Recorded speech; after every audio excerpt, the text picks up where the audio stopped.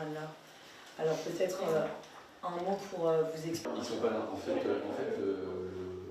l'avocat posait la question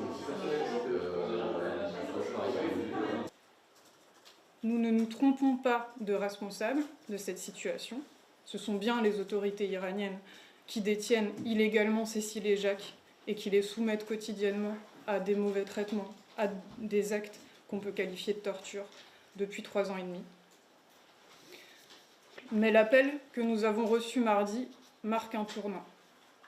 Pour la première fois, de façon explicite, Cécile et Jacques nous ont avertis, sans équivoque, qu'ils étaient arrivés au bout de ce qu'ils pouvaient endurer et que 3 mois, 2 mois, 1 mois, quelques semaines de plus étaient au-delà de leur force.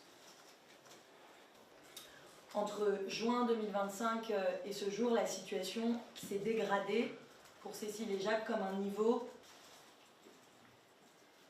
Mon père m'a dit, je cite, « Je te le dis, parce que c'est la réalité. Je regarde la mort en face. C'est plus possible, c'est tout. C'est plus possible. » De l'échange possible avec l'Iranienne qui est arrêtée en France.